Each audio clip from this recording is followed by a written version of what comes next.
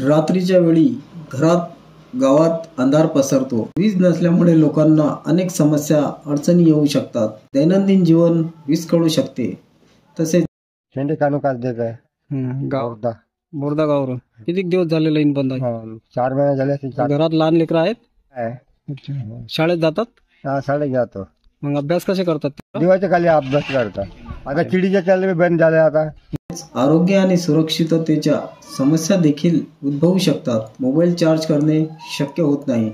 आपत्कालीन परिस्थितीत वीज नसल्यास अग्निशमन दल, रुग्णवाहिका यांना कळविणे शक्य होत नाही।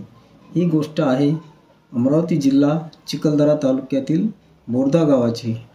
बोर्दा हे गाव पूर्णतः डोंगराळ भागात। बोर्दा गावाची लोकसंख्या 500 इतकी आहे। तेरे गाव में लाईन नहीं। गावात किती लोक राहतात? गावात लय लोक राहतात। 3-3.5 परिवार आहे गावाची। आणि गावात 3 महिन्यापासून वीज नाही। रात्रीच्या वेळी अंधार असल्यामुळे मुन्ना लालाजी काजदेकर, गाँव बोर्दा। क्या परेशानी है गांव में? परेशानी यही है कि बस लाइट नहीं रहता गांव में। लाइट नहीं रहने से बच्चों का तकलीफ है। बच्चों पढ़ते नहीं, फिर घर में और बिच्छू सांप से भी डर है। विषारी जनावरे येणे नाकारल्या जाऊ शकत नाही। नागरिकांनी प्रत्येक वेळी गावातील प्रतिष्ठित नागरिकांना, प्रतिनिधी यांना सांगितले काय करके हम भाई आता ही बिजली ऐसा कर रहा है।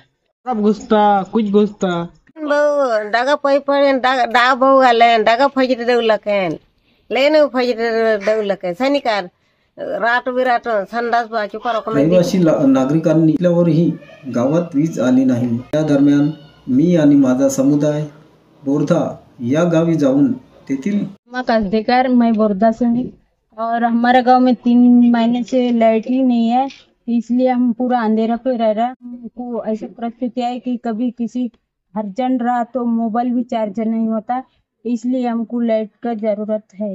गावात वीज नसल्याची समस्या सांगितली आणि ती समस्या जाणून घेतली। संबंधित अधिकारी यांच्या निदर्शनास आणून देण्याकरिता ते बोर्दा या गावी वीज मिळण्याकरिता